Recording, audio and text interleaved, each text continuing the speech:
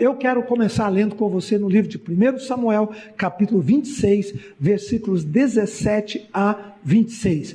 1 Samuel, capítulo 26, 17 a 26. Vou repetir, 1 Samuel, capítulo 26, 17 a 26. Nesse texto, o rei Davi, ele encontra Saul, já fugindo, ele já estava fugindo. Ele encontra o rei Saul que estava perseguindo a vida dele.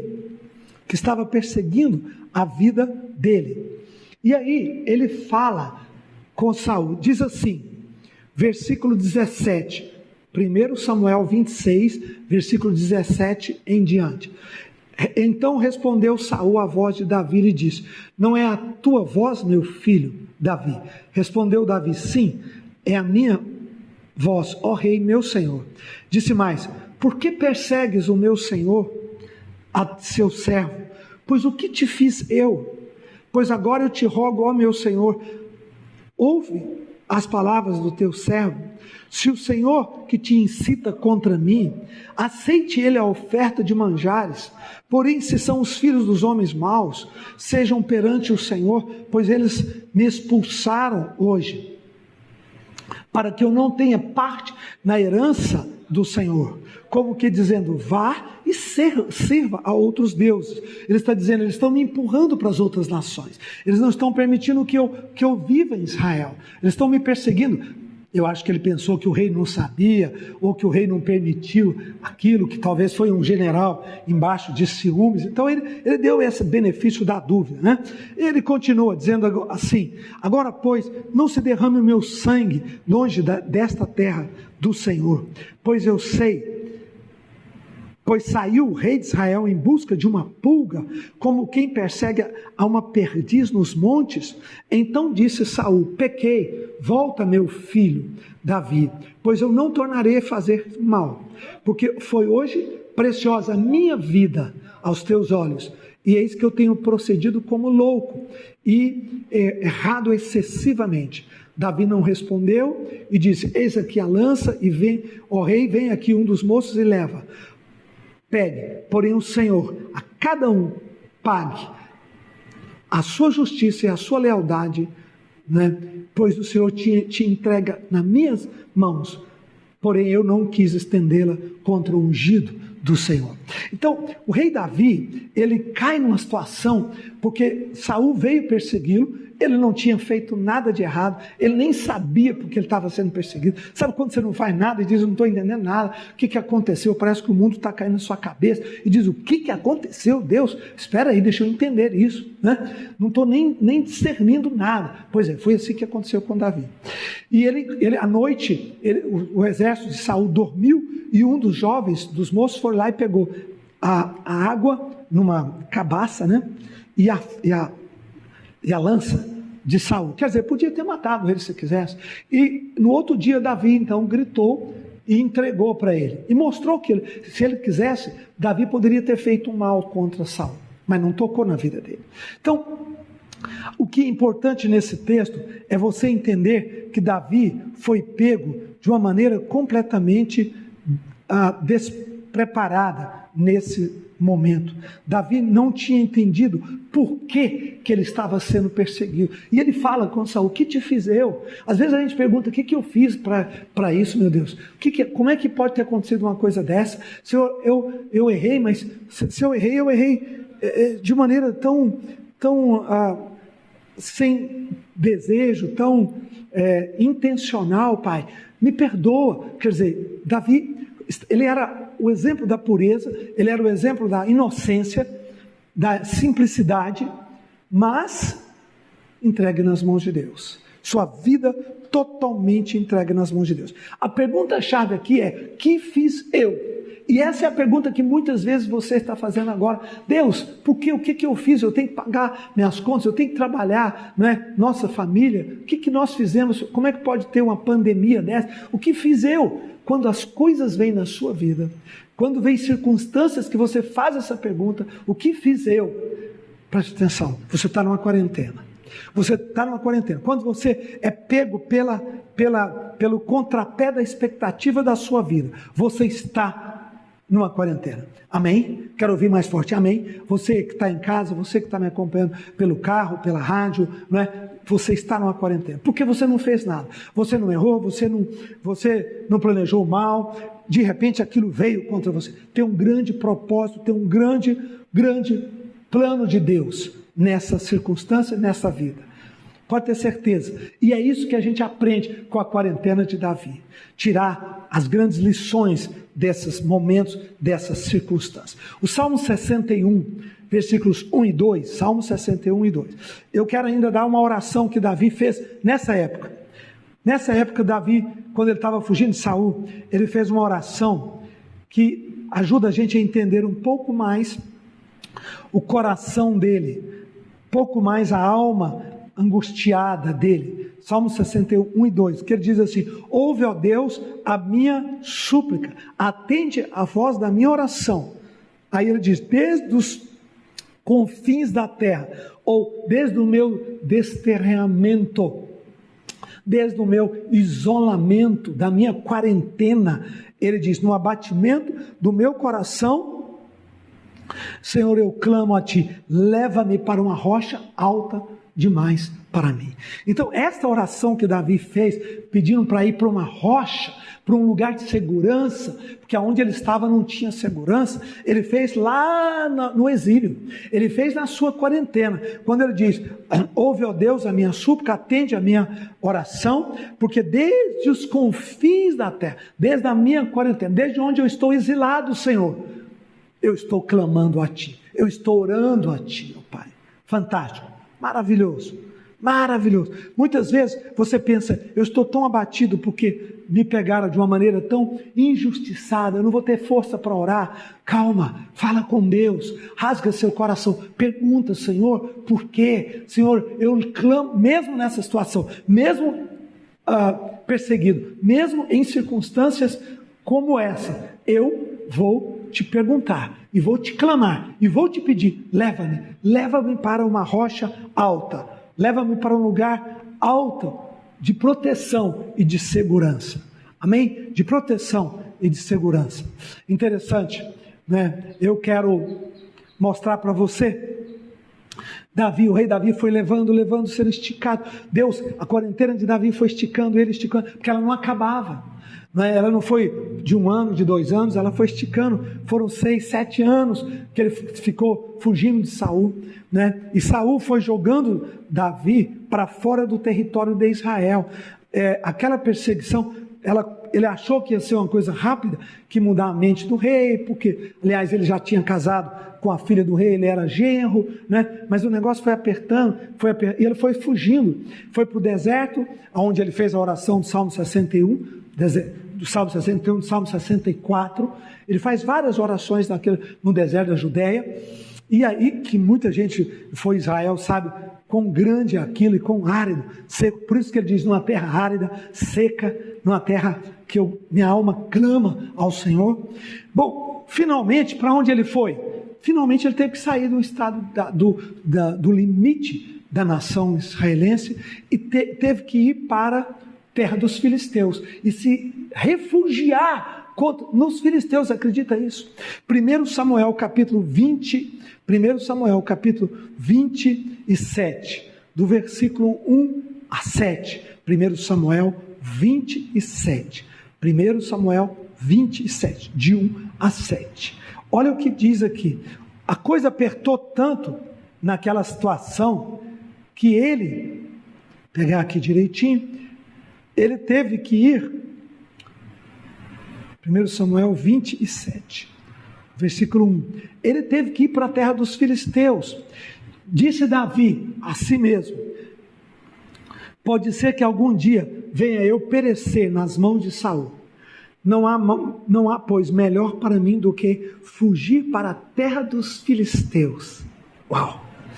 Para que Saul perca de todas as esperanças e deixe de me perseguir por todos os limites de Israel. Assim me livrarei da sua mão. Dispôs-se Davi, com 600 homens que com ele estavam, passou para Aques, filho de Maoque, rei de Gate. Habitou Davi com Aques, filho de Maoque, né, em Gate. Ele e os seus homens, cada um com a sua família. Uau, que coisa, né? Que forte isso. Quer dizer, ele, às vezes a pressão espicha a gente. Quando você acha que terminou, não. Parece que o negócio está espichando mais ainda. Aqui ele teve que se recorrer aos filisteus. Tinha um rei dos filisteus que era amigo dele, né, rei de Gade. Um homem que era bondoso, que era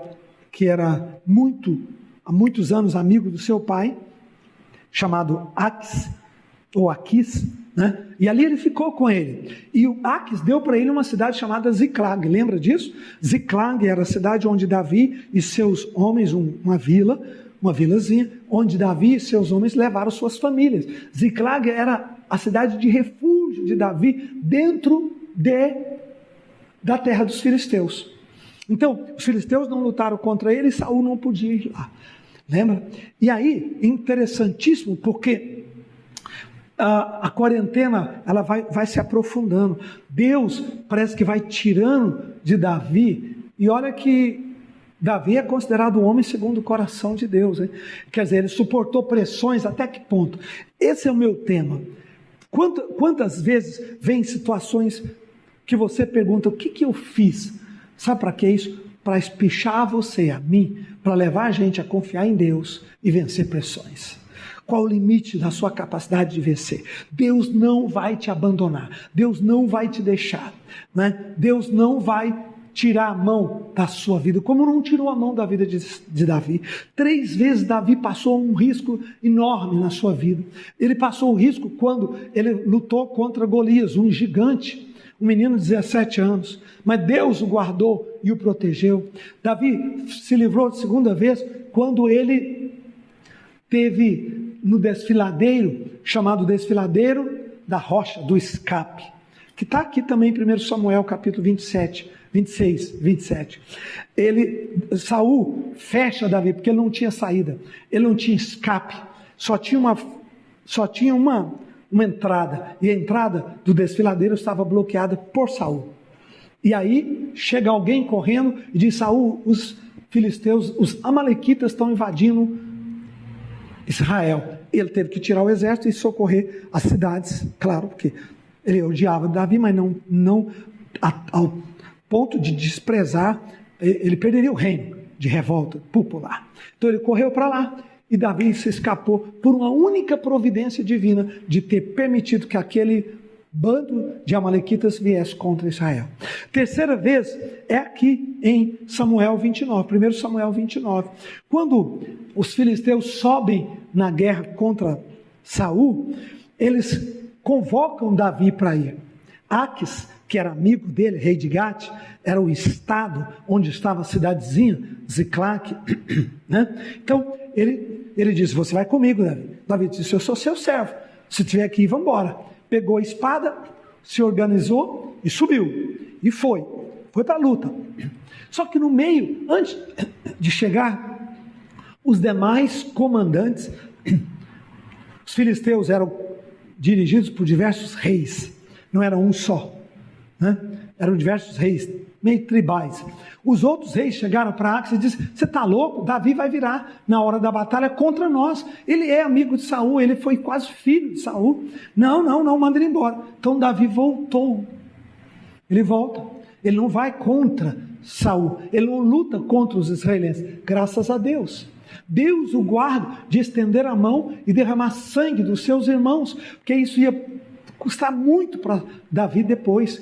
Mas Israel não queria perdoar ele, sabendo que ele foi guerrear contra Saul, porque bem ou mal Saul era rei de Israel, bem ou mal os soldados eram inocentes, não tinham culpa, né? E eles estavam guerreando contra os filisteus. Então Deus guarda Davi de ter que estender a sua mão para guerrear contra o povo do Senhor.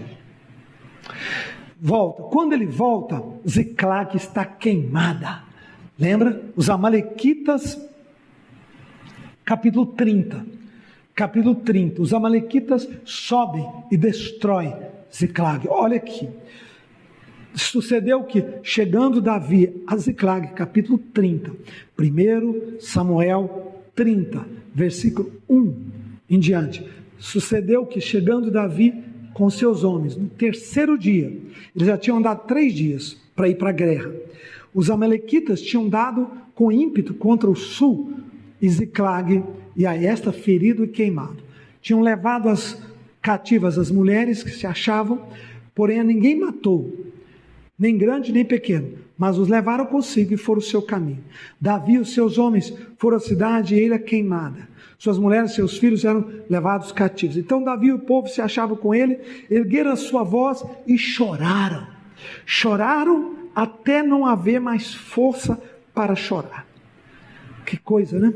Mas Deus é um Deus que levanta a gente. Deus é um Deus que te socorre.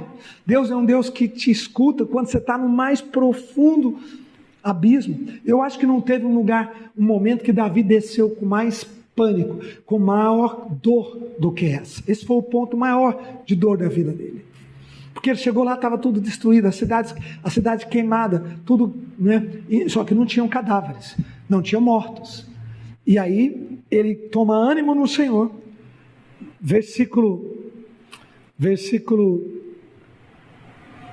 Lá no versículo 6, a última frase: Davi muito se angustiou, porque o povo falava em apedrejá-lo, porque o povo estava em amargura, cada um por seus filhos e de suas filhas, porém Davi se reanimou no Senhor seu Deus, e vai para trás, e levanta, e põe ânimo no exército, e diz: em nome de Jesus, vamos buscar. Já viu aquela frase, nada está perdido enquanto Deus não diz que está perdido? Nada termina enquanto Deus não diz que termina. Davi diz: espera aí, Deus não falou que era o fim, vamos embora, vamos animar, calma gente, nós estamos desesperados. E ele se reanimou no Senhor seu Deus. Essa é a diferença do homem de Deus, de uma mulher de Deus. Enquanto todos se desesperam, ele se anima e se fortalece no Senhor. Deus vai te ajudar nesta semana, Deus vai te fortalecer nesta semana, Deus vai te dar graça nesta semana. Por maior que seja a dor, por maior que seja sua quarentena, que você não entende o que está acontecendo, anime-se no Senhor. Anime-se no Senhor e tome a providência que você puder tomar. Davi se animou, organizou um grupo e foi atrás dos amalequitas. Alguns cansaram, ficou no meio do caminho, e ele foi com quem tinha fôlego. E chegou lá, alcançou, trouxe de volta. E a Bíblia diz que eles não perderam nem um fio, nem uma correia de um sapato. Porque Deus estava apenas esticando Davi. Deus queria construir em Davi uma estrutura de perseverança, de fé, e é isso que Deus está fazendo conosco hoje. Deus está fazendo com você, meu amigo, com você, minha querida. Isso é que Deus está fazendo com cada um de nós hoje, de cada uma das pessoas que estão em casa, angustiados, sem entender por que estamos vivendo o que estamos vivendo. Amém? Volta todo mundo. Saul morre naquela guerra. Davi já é levado de volta para Hebrom, quer dizer, uma parte de Israel, ele já consegue viver em Hebrom, e ali ele começa a reconstruir a sua história. E Deus fará isso com você também. Deus fará isso comigo também. Deus fará isso com todos nós. Deus vai reconstruir a nossa história. Esta quarentena, eu tenho certeza, que nos pegou na contramão da nossa expectativa. Eu não esperava isso.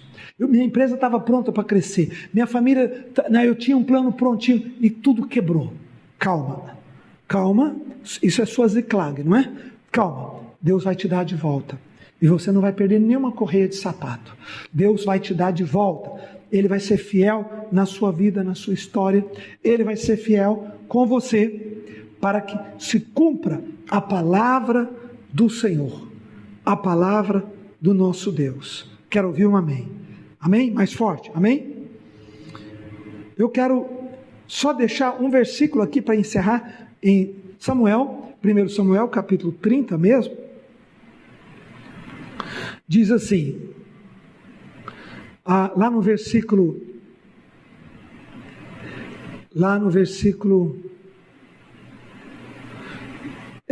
20, tomou Davi todas as ovelhas, o gado, e o levaram diante de Davi, e diziam: este é o despojo de Davi. Versículo 18: assim Davi salvou tudo quanto haviam perdido, tudo quanto haviam tomado os amalequitas. Estou lendo o versículo 18, 1 Samuel 30, 18. Também salvou as suas mulheres, não lhes faltou coisa alguma, nem pequena, nem grande, nem os filhos, nem as filhas, nem o despojo, nada do que eles havia tomado. Tudo Davi trouxe de volta. Amém? Você recebe essa palavra na sua vida? Que Deus vai trazer tudo que por acaso você perdeu nessa quarentena, que o Senhor Deus é poderoso para nos ajudar e sair melhor. Nós vamos sair uma sociedade muito mais humana, muito mais querida, muito mais valorizando os valores fortes. Amém? Vamos sim. Deus vai nos dar essa bênção. Sabe, hoje, olhando, pensando aqui nesse estilo de culto, eu pensei muito na igreja primitiva. Eu vou começar uma série de mensagens sobre a igreja primitiva. Depois de terminar sobre as quarentenas, eu quero pregar sobre a igreja primitiva, porque a igreja primitiva vivia no que nós estamos vivendo continuamente. Não era uma ocasião, era contínuo. Eles reuniam nas cavernas, eles reuniam nas casas, eles não podiam, eles eram perseguidos continuamente. Eles não tinham data show, eles não tinham LED, eles não tinham prédios bonitos, eles não tinham nada. Eles tinham a pura fé na palavra do nosso Deus. Eles tinham a pura experiência do Senhor Jesus Cristo. Essa era a igreja do Novo Testamento. E quando eu recebi o batismo com o Espírito Santo, eu já era salvo. Eu era espírita, me converti na Mocidade para Cristo, fiquei na igreja presbiteriana por orientação da Mocidade para Cristo, né? Me tornei um líder. Comecei a estudar a Bíblia e eu descobri uma igreja no livro de Atos, uma igreja nas cartas de Paulo, que eu disse: onde está essa igreja? Que igreja é essa maravilhosa, que não depende dessas características, né? E aí nós começamos as comunidades. Aí eu comecei as comunidades. Comecei a comunidade em Goiânia, com outros pastores que estavam conosco, né? E ali foi crescendo esse movimento. Mas eu nunca deixei de pregar sobre a força da igreja primitiva. E a igreja primitiva era uma igreja igual Davi, de Davis, de adoradores, de homens que não tinham morada certa, que não tinham, que eles dependiam da graça de Deus. Nós ainda temos televisão, nós temos rádio, nós temos internet, nós temos tanta tecnologia, Nós temos um desenvolvimento de medicina bom, graças a Deus, muita ciência, graças a Deus, ela depende de Deus, mas temos. E eu quero dizer para você, como é que você está enfrentando? Como é que a sua fé, tem gente que diz: se eu não for na igreja eu perco a fé. Por quê? A sua fé é baseada num templo físico? Ou ela é baseada em Jesus Cristo? Graças a Deus nós temos grandes espaços, nós usamos grandes, talvez os maiores espaços do país, um dos maiores, com outras grandes igrejas também. Mas nossa fé não depende disso. Nós estamos aqui pregando pela internet, pregando pela TV, pregando pela rádio, nós estamos fazendo live todo dia, nós estamos discipulando, nós estamos dando nosso dízimo, nossa oferta, nós estamos vivendo a vida cristã. A vida cristã não depende do templo. Glória a Deus, tomara que abra logo os tempos que a gente possa reunir, fica muito mais fácil, é uma expressão gloriosa, a presença de Deus, a adoração. Mas nossa fé não depende disso, nossa fé está no Senhor. Nossa fé está no Senhor. Você que está sofrendo, que está angustiado, que está padecendo, eu sei, Deus, nós vamos vencer isso. Vai acabar a pandemia, em nome de Jesus vai acabar essa quarentena, vai acabar. Mas tire as lições, faça como Davi fez. Ele começa a mensagem: o que te fiz eu? O que eu fiz para merecer isso? O que eu fiz para colher isso? Senhor Jesus, estou entendendo nada. Esses são os momentos de maiores crescimentos na sua vida. E Deus vai te honrar. E Deus vai levar você a viver uma vida cristã maravilhosa, gloriosa, de vitória. Dependendo da sua palavra, dependendo da sua aliança, da sua comunhão. Amém? É nessa hora que nós mostramos quem somos. Davi poderia ter blasfemado, Davi poderia ter se tornado, no mínimo, longe do altar, mas ele amava. Ele dizia: eu não posso morrer fora dos tabernáculos do meu Deus, meu sangue não pode ser derramado em terra pagã, o que ele mais sentia era ele ser desterrado, ele não ter o privilégio de estar perto da presença de Deus, que estava lá no tabernáculo, lá no monte, onde eles deixaram o tabernáculo que Josué tinha trazido. Tabernáculo de Moisés, né, naquela época, né? Então, querido, eu quero fechar essa palavra hoje e quero perguntar a você. Você está indignado, você está perplexo, você está... O que eu fiz? Calma, Deus é um Deus que sabe o que faz na sua vida.